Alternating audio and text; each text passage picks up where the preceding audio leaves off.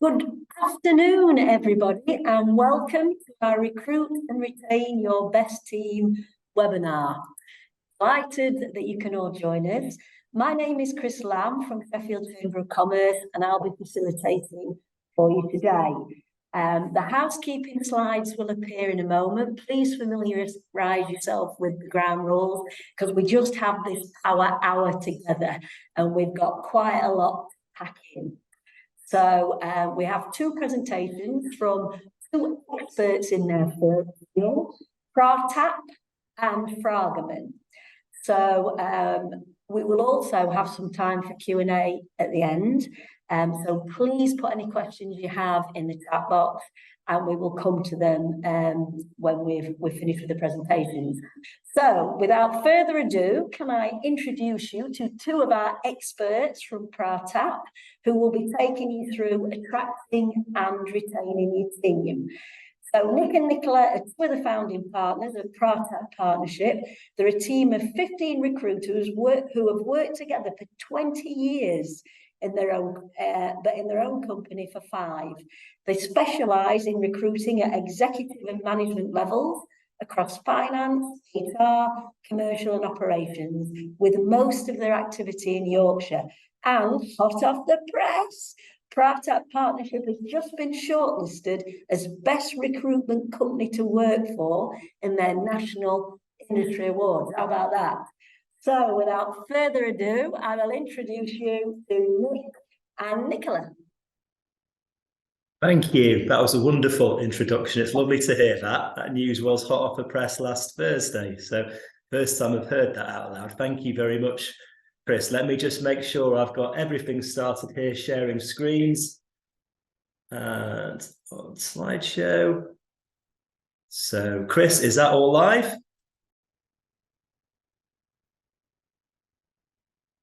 Yeah, okay, good. Sorry, slides aren't there. Slides aren't there? No. Let me try again.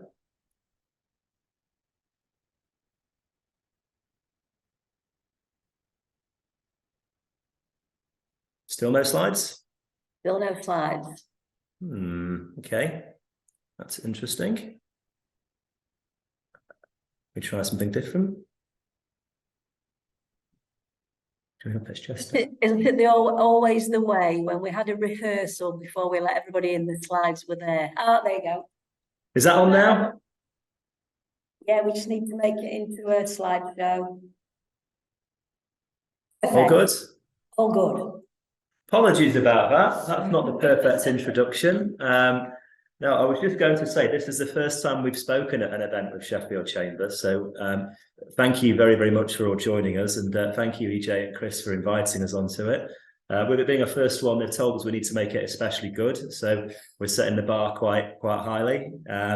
We're delighted to be asked to talk on this subject. So it's a subject, actually, we've talked on 7 webinars on this over the course of this year, which I think is testament to how important an issue this is for so many different employers. It's hard to condense everything into 20 minutes, but we've got 20 minutes, 20 slides, 1 minute for each slide, so it's easy for us to keep time. We definitely will not go over time. But our main objective is, if this leads to any specific questions, we're happy to engage one-to-one with anybody at any point after this meeting to answer any questions and to see how we can help.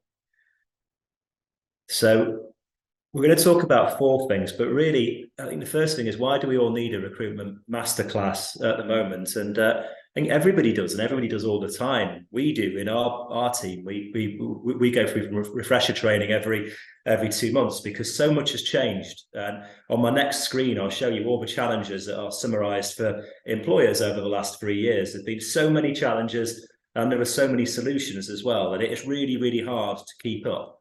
Even when you have very experienced heads of talent and talent teams within your business, it's hard to keep up with all the forces in the market and all the solutions. We'll talk briefly about the salary trends and the benchmarking. That will be briefly because for reasons I'll explain, I think that's one of the most over talked about subjects within recruitment. And we'll spend more time talking about employer value propositions and employer branding.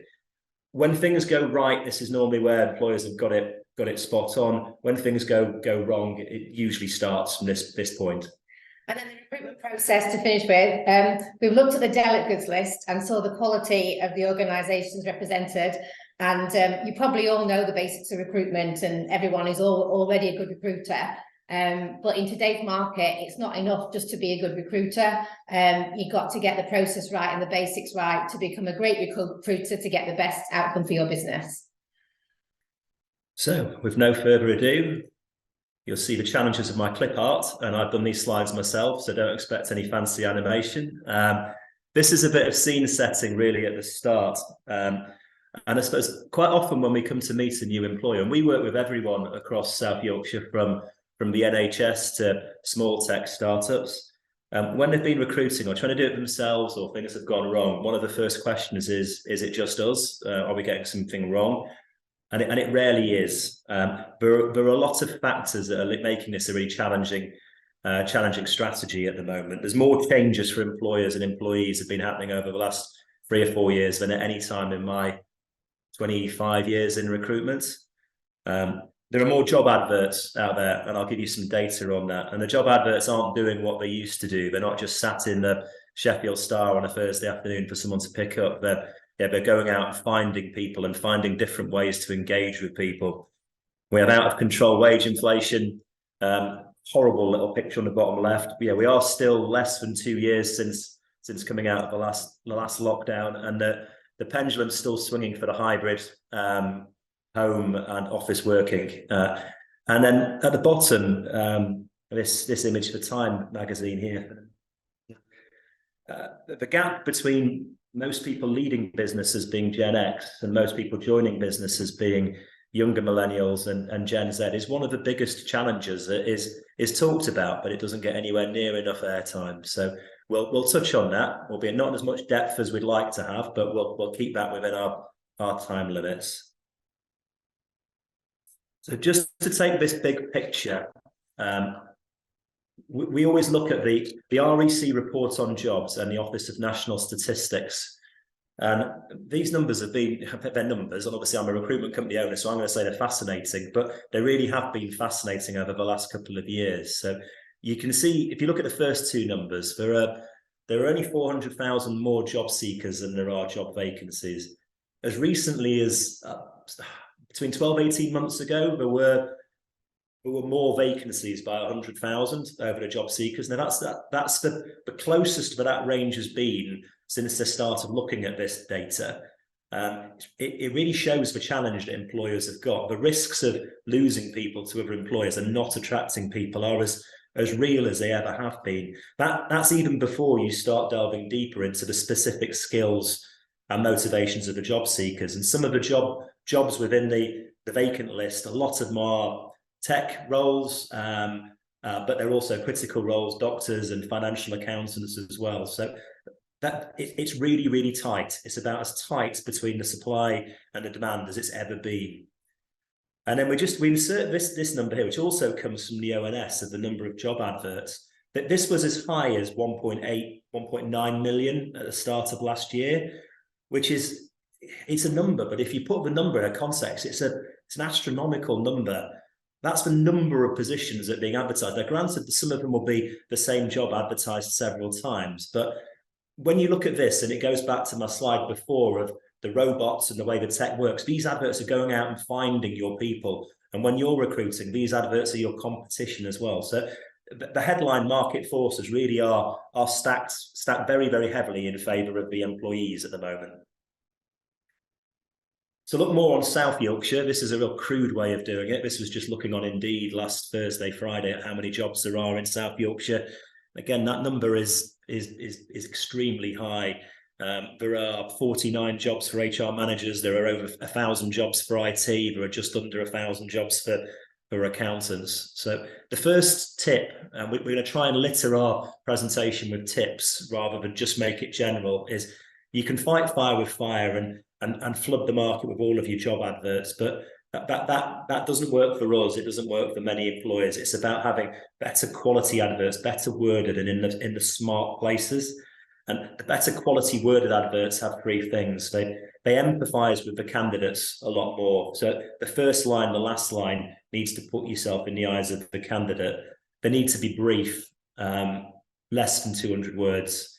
The adverts that are copy and paste jobs from job descriptions are the ones that get the least volume of applicants across everything we do, and they need to benefit sell. I'll move quickly onto the salary trends and the benchmarking. So, yeah, loads of misinformation on this subject, and this can be a dead end. This can be a real blind alley. For almost 20 years, I've done annual salary surveys. I haven't done any in the last 2.5 years because in between finishing them and getting them printed, they've been out of date and they can be really misleading. We do a lot of benchmarking with the employers we work with. There was a time a couple of years ago where we needed to come up with 2 numbers for each of the positions we were benchmarking. It was what we saw as they were paying their current people and all the cost to replace, because the inflation was going up really, really quickly. This is a headline figure across the UK. It's the fastest growth of salaries this century.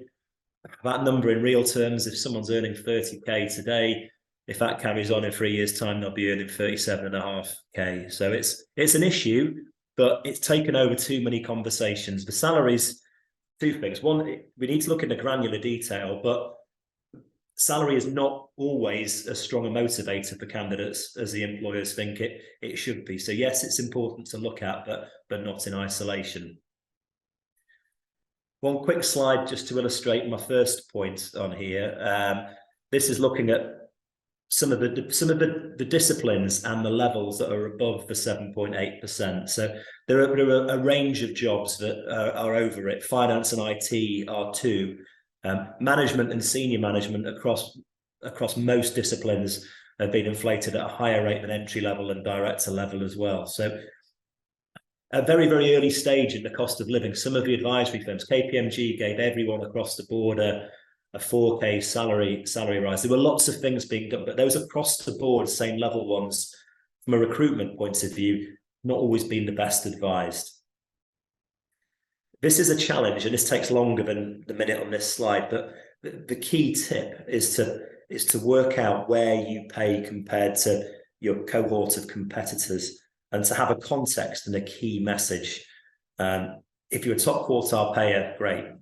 That's a great message to have to future and current employees. If it's market rate, but you offer more flexibility or more learning and development, or there's a stronger purpose to the business, they can be combined. If you're working towards something, well, it helps to be communicating that at the start, but just coming in blind with the salary, there's a lot more focus on being upfront with salaries. There's a lot more debate about whether every advert needs to have a salary attached to it. People are intrigued, but having a plan, having a context of what you want to do with your salaries from a recruitment point of view has never been more important. And then one practical tip, one of the reasons we've got by without using the salary surveys for 2 or 3 years is some of the technology available for benchmarking has evolved at a faster pace over the last 5 years than any time that I've known. So I sit on the Remuneration Appointments Committee of our institute, the Recruitment Employment Confederation, which it's great fun, but you also get to see all the tools that they use.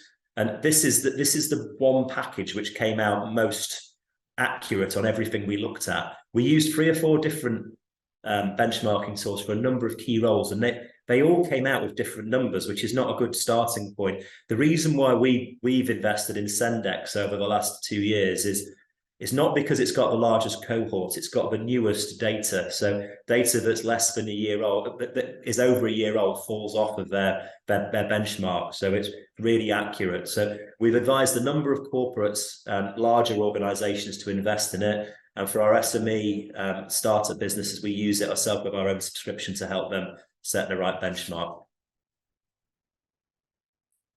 So this is my favorite part of what we're talking about, the EVPs and the employer branding. So I said earlier, we work with a really eclectic mix of employers, and I've not spoken to one who hasn't had to adapt their EVP over the last 3 or 4 years. Coming back to what I was saying on the generations, there's a big gap between people plans and what your people want. And that just is more moving parts in there. So everything is needed to adapt. Going back to the late 90s when I first started recruiting, it was relatively easy. Main motivators for moving or staying were salary, job title, and location. But I'm going to show you a screen next, which it started as an internal document, but it's probably become our most valued by everybody document for lots of our clients. So this is it's standing at 48, and this is a list of material factors in why people have chosen a job or chosen to stay within the job that they're currently in. So it's not set out overly pretty because they say it's an internal document, but all of these features in here have made a difference. And you've still got salary, you've still got holiday allocation, obviously, although that's moved quite a bit, but you've started to get more things in there that really, really do make a difference. So I'm going to use for, where is it? Almost top right-hand corner, company social purpose. So 2.5 years ago, I recruited was PA, now ops manager. She also had an offer from Rothschilds at the same time, which if any of you know Rothschilds, you'll know that the similarities between Rothschilds and Patat Partnership are quite different.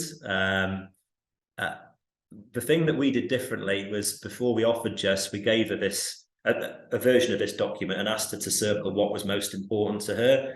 And of course, she ticked salary, has to be right. But there were 3 or 4 other things, and one of them was company social purpose. And at the time, our journey on that was at a starting point. So talking about that at the offer stage made more of a difference and helped us secure Jess. And 2 years later, our social purpose is more evolved than it would have been if we'd not taken Jess on. It's definitely fair to say. So a number of our clients have taken this and used this as a tool now for setting their EVP, but also as a tool during the recruitment process, just to make sure you're talking about things at the second interview stage, at the offer management stage, that the candidate really, really values.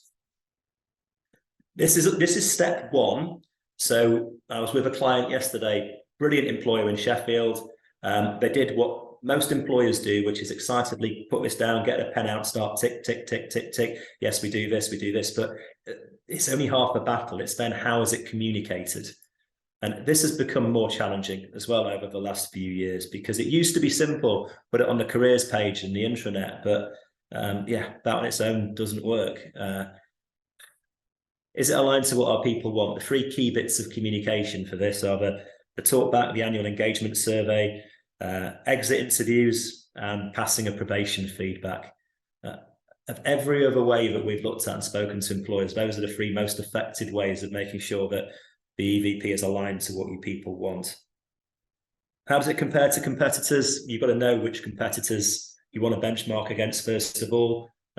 And to be blunt, that's where your relationship with your recruiter should come into it as well. They should be stepping up to help advise you on that. Communicating internally, obviously important. Coming back to the slide I had earlier, your people are being bombarded by messages at the moment. While we're talking here, at least 10 people who report into all of us in this webinar will have been approached about a job potentially. So keeping the message going internally is really, really important. And on the external part, again, a longer conversation, it keeps growing, but the EVP, the employer branding, has to not just be a document. It has to not just make it on the careers page. It has to be consistent on the adverts, on the company LinkedIn, across the directors LinkedIn, on TikTok as well. I'm not on TikTok. There's a very, very, very good survey from one of the training colleges that recently, it was a good sample. They asked about 1,500 of their graduates if what social media they used for assessing which employer to go to, and exactly 50% included TikTok. I can't claim we've got a TikTok strategy at the moment, but something which we'll look at. Interview preparation, interviews, managing the offer, how it's presented is a whole different subject, but that's really, really key. So we'll look at the recruitment process now. So we'll start with some fun facts. So I'll just give you a chance to have a look at those and see what your thoughts are about what the numbers are going to be. So yeah, there we go. So highest number of offers by a single candidate, 5. This is not just a one-off, it's happening all the time. And and manager level, exec level, lower levels, everything. Not only that though, how hard it is to then manage those, that's what's happening there. But can you imagine how stressed the candidate is going to be in that process? Next one, most interview stages in a single recruitment process, 9. So this was for a large international manufacturing company in South Yorkshire. The great thing was there was 149 people included in that process. So a really thorough process. It was a really brilliant process to narrow down the best candidate, but the candidate actually turned it down in the end. So the largest pay rise offered in a counter offer. So this is one of the toughest years for counter offers. In my 20 odd years of recruitment, well, I've got trained how to handle a counter offer. Well, forget it. Everything went totally out the window. This candidate got an amazing offer from an amazing company. He went to the Christmas party. He went to their other meetings. He signed the contract. 2 weeks before he was due to start, he got a 48% increase counter offer from his current employer. So it's just insane at the moment. And no matter what an employee, not what you do as an employer, sometimes is just, you're just going to be disappointed and it's just not going to be enough. And then largest number of advert applications, 311. So as Nick said earlier on, adverts, there's 1 million adverts out there. So how do you even differentiate that? And how do you even look for something as a candidate? Advert costs have increased 20 to 80% on job boards, which is just insane. But as Nick said earlier as well, the response rate has dropped significantly. But there's plenty of exceptions to that where people are still applying to adverts. We had one role with a company that wasn't really all singing, all dancing, but we put an advert together for it. That was spot on, and it ticked all those boxes that Nick said. So empathetic to candidates. It was only 168 words, and it was selling as much as the EVP as possible. And we actually filled it via the advert. So golden rules for recruitment. Our team love to talk about their businesses and getting to know their business so that we can tailor each recruitment process to them. You could have 20 minutes or more on each of the topics of ED&I, employer branding, onboarding, but at the moment it's about marginal gains as it's a marginal market. So number one, our golden rules is smart timescales.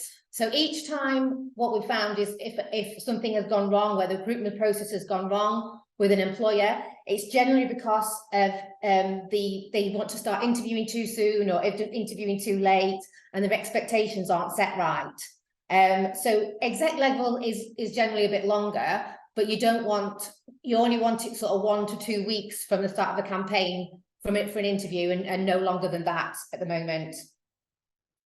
Next one. Right, this is Nick's big thing is using data, right? So if we play back what we've talked about, there are less candidates and more competition for them. Shortlists are very short with 1 to 2 candidates. And most likely the best candidates will come in the first bit of the process, because if you're working with the right recruiter, they'll know that market. Next bit is I just need to see a few more candidates as a comparison. So I've heard this so many times recently. 1 or 2 candidates in the mix is the benchmark, but it's having the data backing it up that you found the right candidate. So for my level, I recruit for middle management roles. So I'd start with a pool of about 50 candidates, and I'll let them have touched the brief or spoken to me or seen the brief or something. We do that down back to about 10, and then to shortlist interview for me to interview 5 or 6. But quite often, one candidate will be the key to it. So one of my most satisfied clients that wrote me a testimonial last week had interviewed 1 candidate and offered that 1 candidate, but she was really comfortable in the knowledge that I'd been to market and went through the market and give the brief to the market and ask for referrals and everything I'd done, the data I collected, she was really comfortable in offering that candidate just one interview. So I said at the start of each of this role, I said at the start, each of these roles could be a full webinar. Nick spoke at a webinar a couple of months ago about onboarding, pre-onboarding and onboarding, and there were 130 delegates on there. One of the most attended that we've ever had. So I just draw the attention to this quote. I think this quote was brilliant, and it couldn't be more right. Positive and constructive paranoia. Now, that's what you definitely need when you're pre-onboarding and onboarding candidates. Don't be comfortable when somebody's accepted the job and there's always a change of mind. Look at the guy with the 48% increase. That's just insane. So we could talk about this for hours, but summary of what to consider is contacts between the offer and the start date. What are you communicating? Who is communicating? You need to be communicating, full stop. If it's 3 months, take them out for lunch or a coffee or eat Christmas parties or whatever. Make sure the induction that they're made to feel welcome. So I've seen a lot of people having introduction packs. So you might have some memorabilia or something like that, key ring or whatever it might be, just to make them feel special. When we have someone start at Protect Partnership, we've got a whiteboard and it says welcome to whoever's coming who's new, or even when they come back from holiday, we say welcome back from the holiday, just to make people feel special. Tailor it to the people that you're actually taking on board, and most importantly, listen to your new recruits and what they want. So this onboarding process is really important, but then you need to make sure that that flows into a good employer process as well.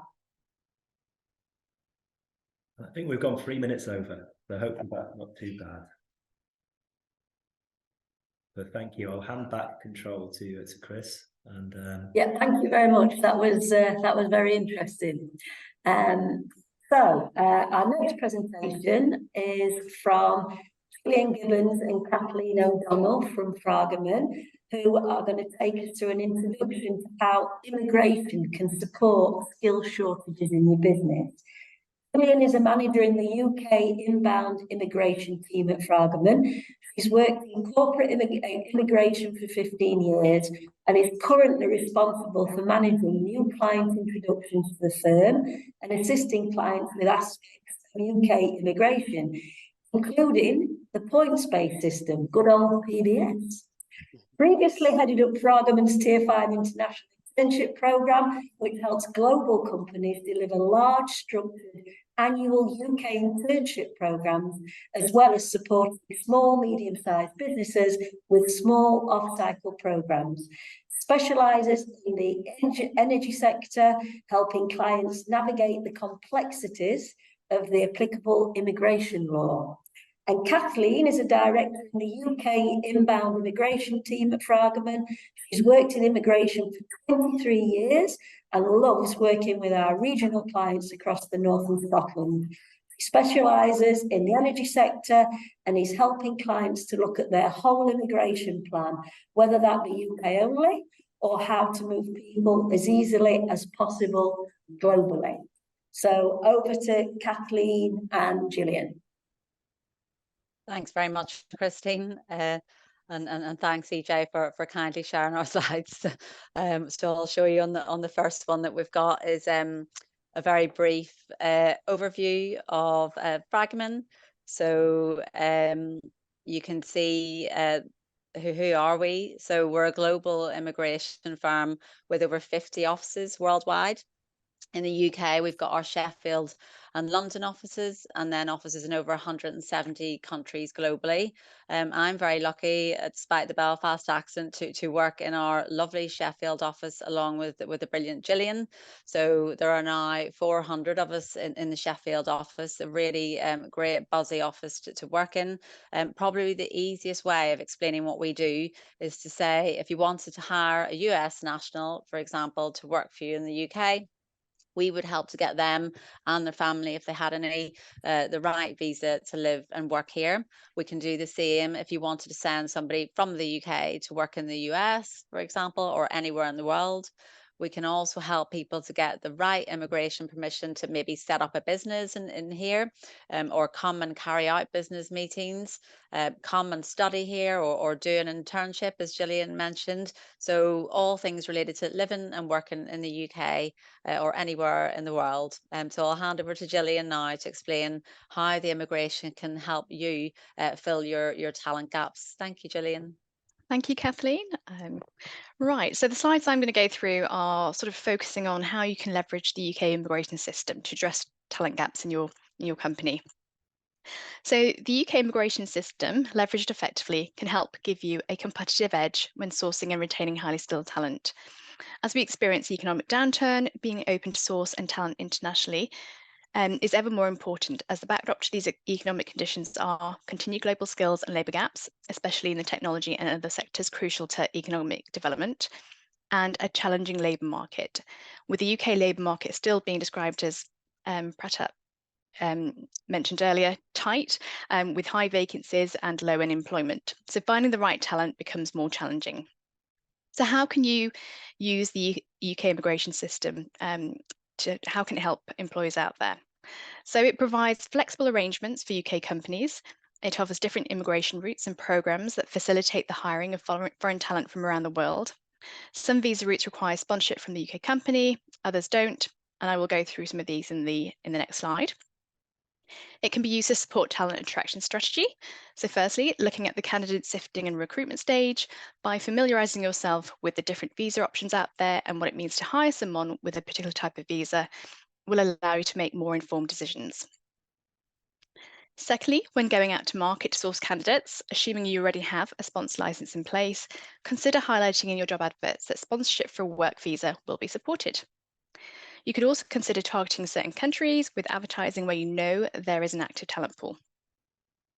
And it goes without saying that opening your search internationally will significantly broaden your talent pool. Foreign talent can help fill skill gaps and hard to fill vacancies in critical positions.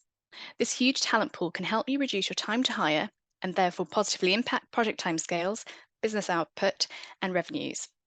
For a company that already has a sponsor license in place, you could sponsor and have a foreign talent working for you within 4 to 6 weeks.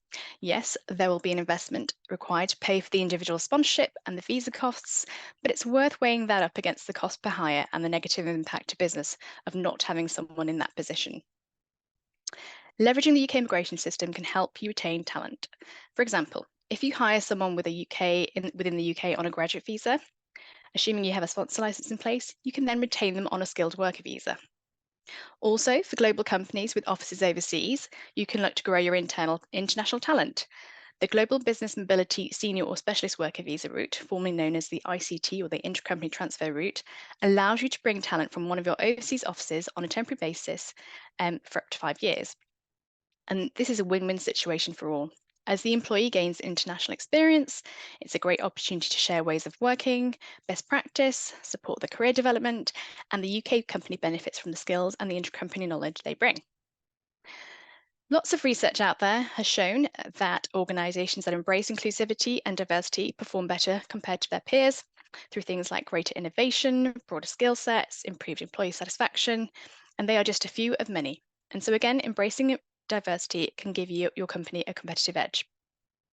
So I'm going to talk through the slide that's currently presenting now, just so we don't get confused. So how do you source foreign talent from within the UK? If you're involved in the sourcing candidates for roles, you will come across a range of visa types. And without full awareness of these, you and your teams may be reducing the size of your talent pool, but by not considering those with valid work visas.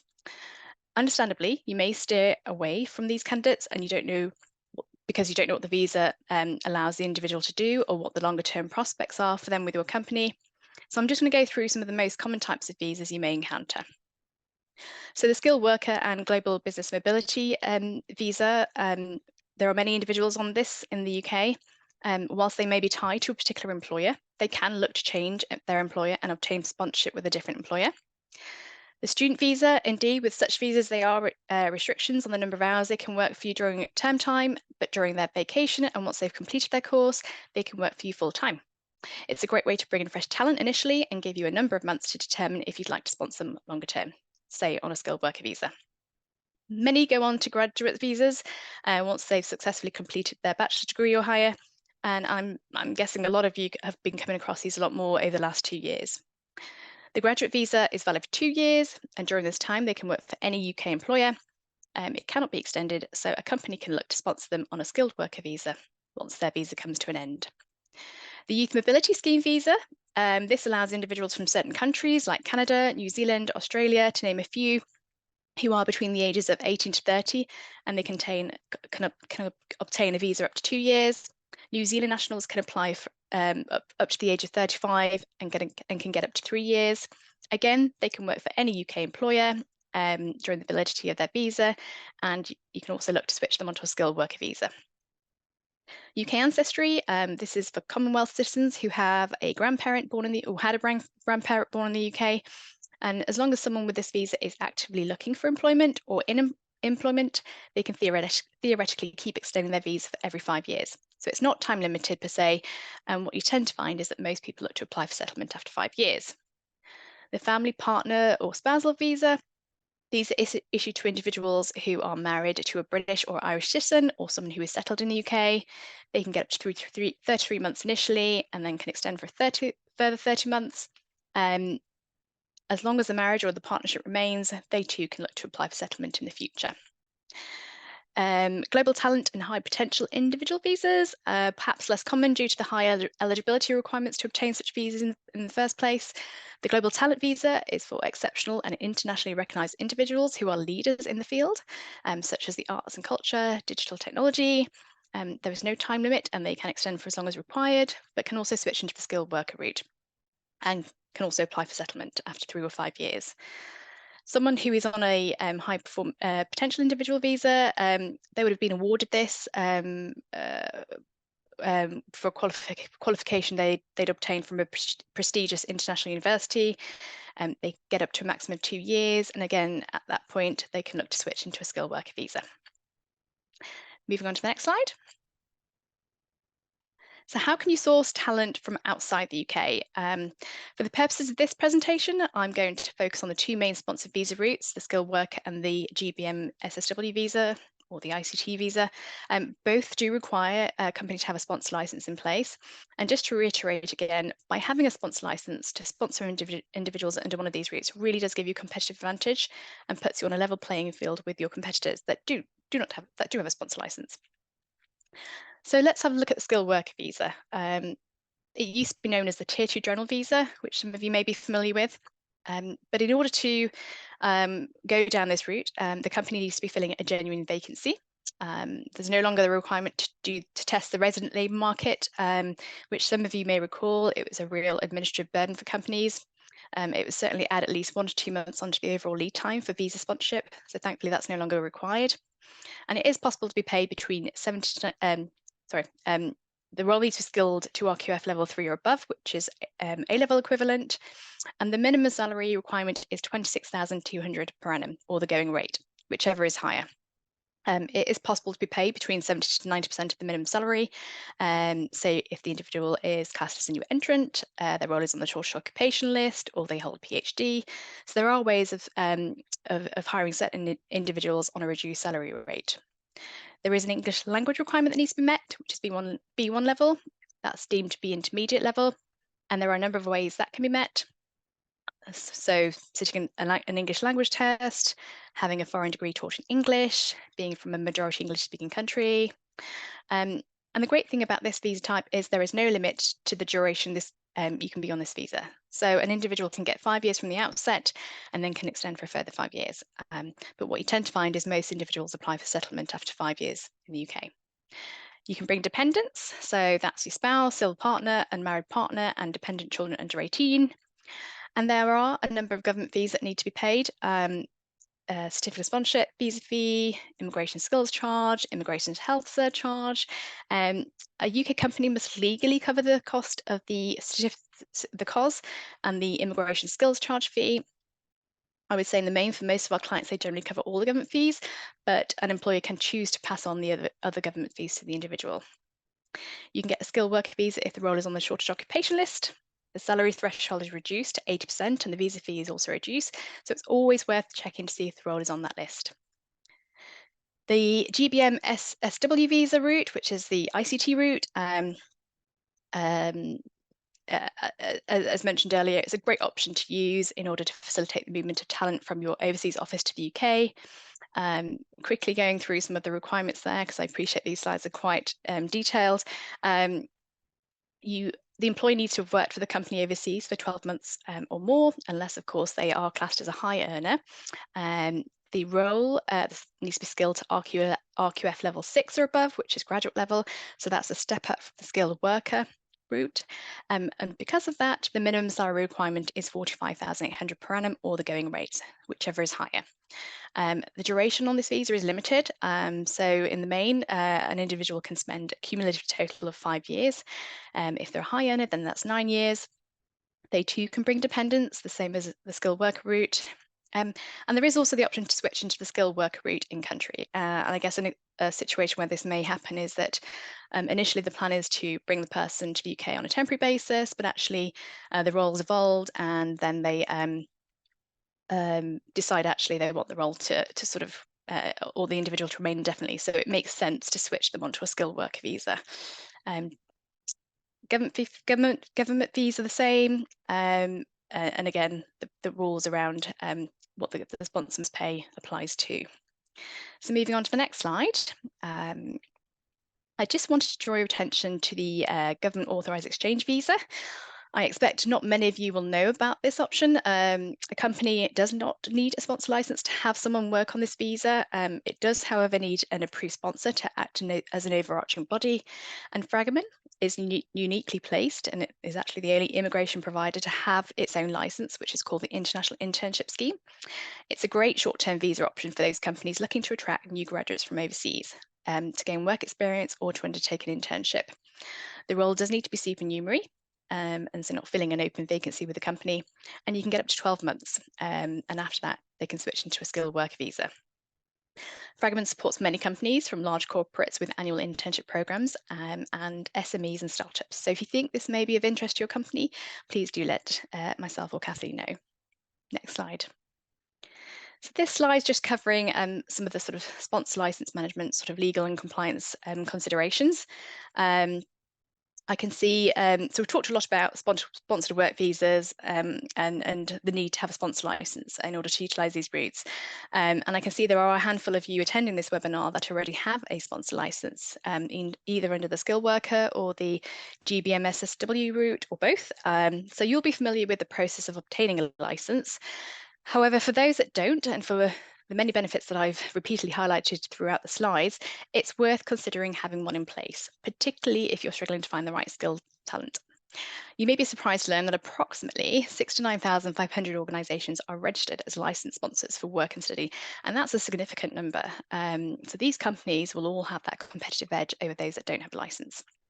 It's also important to remember that since Brexit, candidates from the EU now require a visa to work in the UK, unless, of course, they have EU settled status. So if you identify the perfect candidate from, say, Germany, then you'll need to sponsor them on a work visa. So if you're thinking about applying for a licence, here's a few considerations. Firstly, make sure or ensure that the roles you're looking to sponsor would qualify based on the criteria that I mentioned in the previous slides.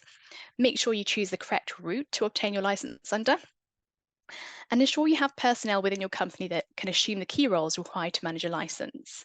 So there are certain statutory and regulatory obligations of being a sponsor that the UK company will be required to acknowledge and accept and implement as part of the sponsor license application. And so it's really important that you have the right individuals and internal HR processes in place to support that. And then once those factors have been reviewed, you can go online, complete the online application form, gather the appropriate company supporting documents, pay the appropriate fee, and hopefully will successfully be issued with a license. License applications typically take 8 weeks to be considered, and there is the option to priority process and have it reduced to 5 working days. So once you've got your sponsor license in place, sponsors have an ongoing compliance duties that must be met.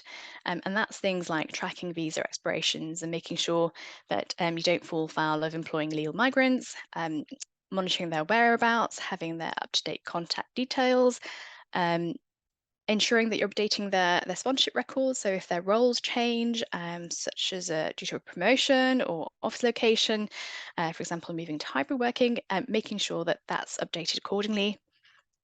Also making sure that you undertake timely right to work checks. So for new hires, that is either prior to or no later than their start date, and obviously doing repeat checks whenever an individual extends their visa. Maintaining a sponsor license is also really important. It's to have someone that's responsible for the sort of general maintenance of the license. It's really important that you ensure that your key roles are being occupied by current employees. So, for example, if you have an authorising officer who is due to leave, make sure their details are, or their replacement is updated on your sponsor management system. Review your level 1 and 2 users list and make sure they're current employees or representatives. If they're not, then you can deactivate them. So these are sort of housekeeping type tips, to sort of maintaining your sponsor license.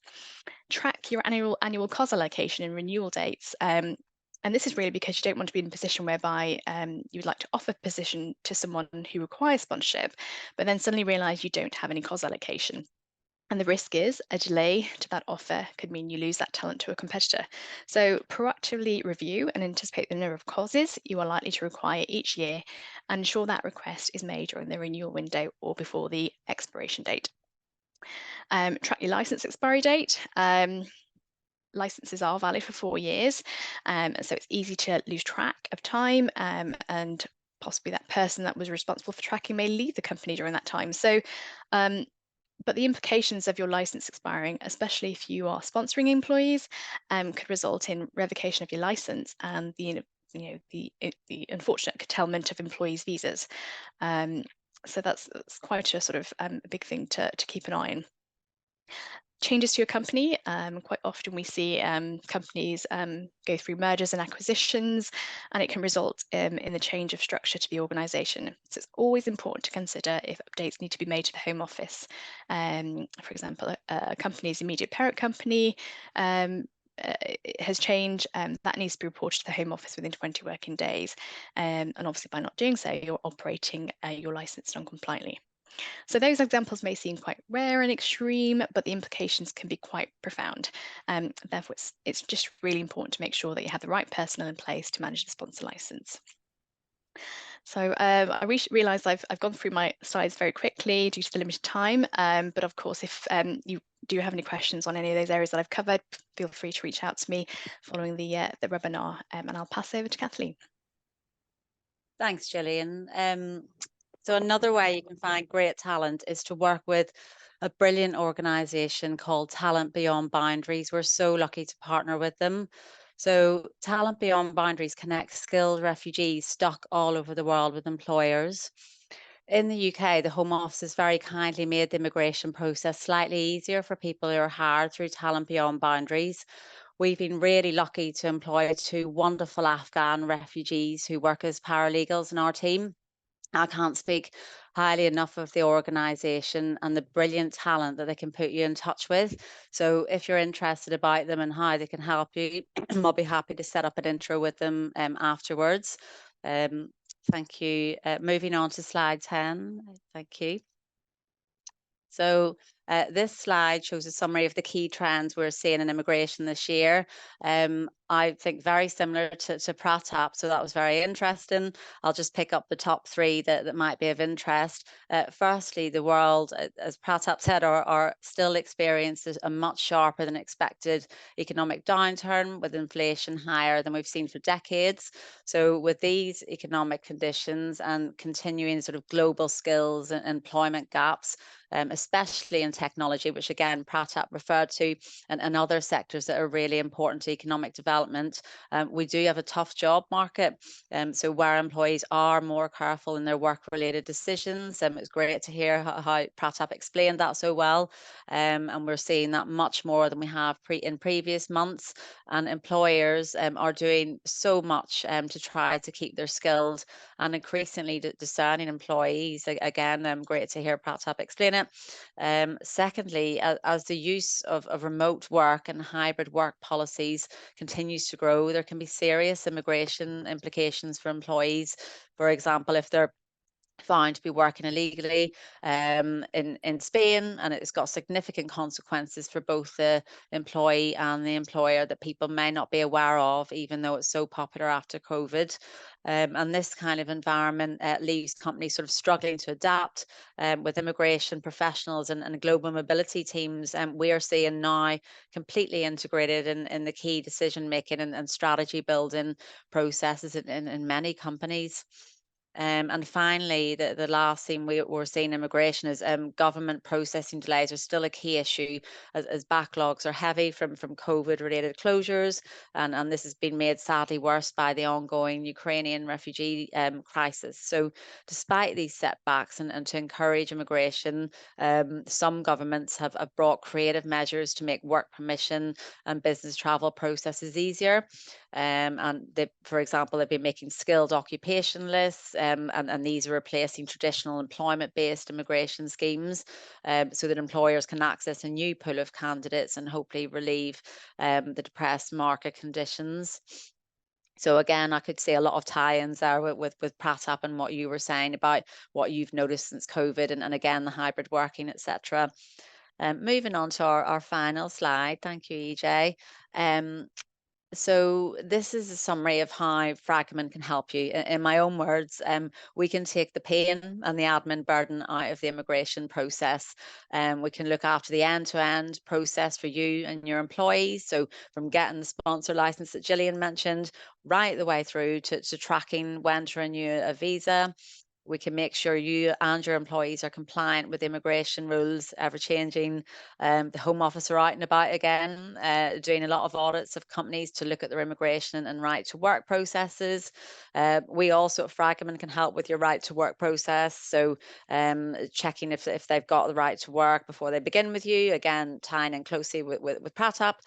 We've got a work right tool, certified right to work technology solution, helps employers stay compliant and it really streamlines your employment verification processes. And finally, we can help with your immigration programs all over the world. So that's it on the immigration part there. And I just wanted to say a big thank you to all of you for joining, and to, I hope to meet you at a chamber event in the future. I love attending those, and great to work with Pratap as well. And it's such a key hot topic. I learned a lot from you. So thank you very much for that.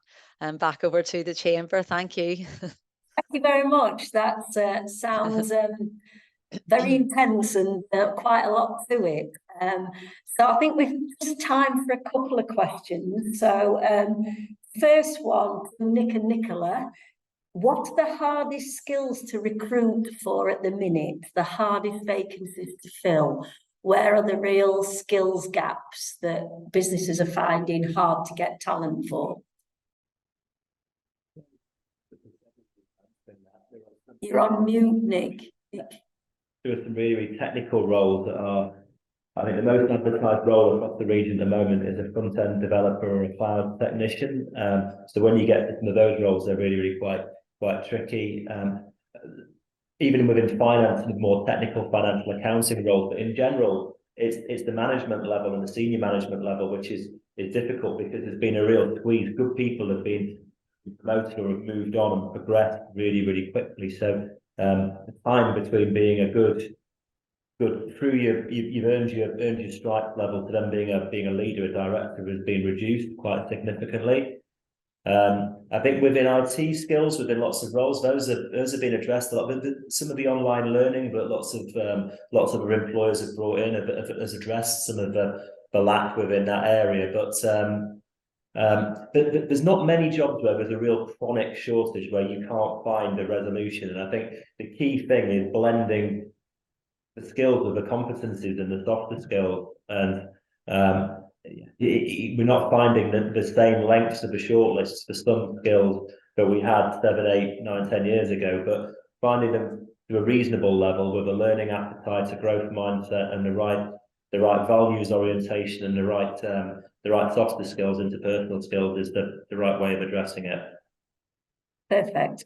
Okay, thank you. And a question for Kathleen and for Gillian.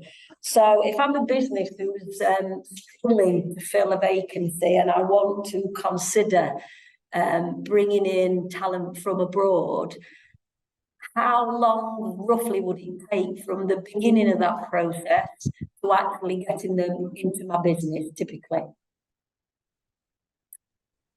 Hi, I can help answer that, Kathleen. I would say it's probably worth factoring in between 4 to 6 months for that. As I mentioned, the sponsor license application process can take up to 8 weeks if you file via standard processing, but of course you can expedite that to 5 working days, which is a significant reduction. Once you've got the sponsor license in place, then you're looking at sort of 4 to 6 weeks to get the actual visa in place. So I think that's, I mean, obviously that's very optimistic, but I would say you should factor between 4 to 6 months to have that in place. So for businesses, it's ultimately important that they've got a business plan with a people plan running alongside, some succession planning in it, so that they're not left even shorter in terms of skill shortages than they are at that time. So that's really important to factor in all those things. And how much would it cost me roughly to do that? Is that from a sort of purely business government point of view? So if I was a business and I was going to go out for that process and to recruit perhaps a senior manager into my business, how much would that cost to do that for the business, roughly? I mean, I appreciate it'll be different for different businesses and employees and levels, but roughly. Well, it depends on the duration of the visa that you go for. I suppose that impacts things. If you're just sort of doing it yourself and you're not engaging any immigration partners to support you, so you're therefore not considering any professional fees that are involved, the sponsor license process, you know, that I think I've got them on the slides. It depends on whether you're classed as a small company or a large company. So obviously, whichever fee would apply there. Government fees wise, I think if you're, you know, if you're looking, say for example, you take you get them a 5-year work visa. Government fees, you know, you're looking at sort of between for the main applicant between sort of £6,000 to £8,000, maybe more,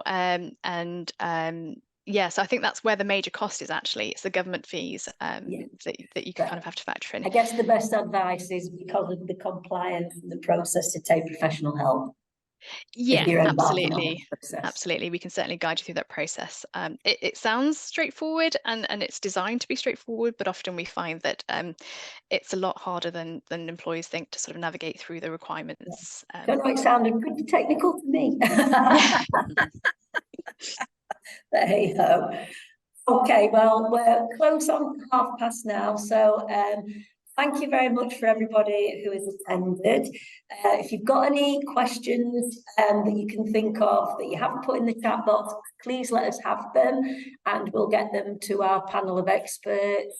And please, when we send out feedback, give us your feedback and let us know what else we can help you with, what else you'd like to know in this area. Okay, well, have a lovely afternoon, one and all, and hopefully we'll all catch up soon. Thank you. Thanks very much. Bye.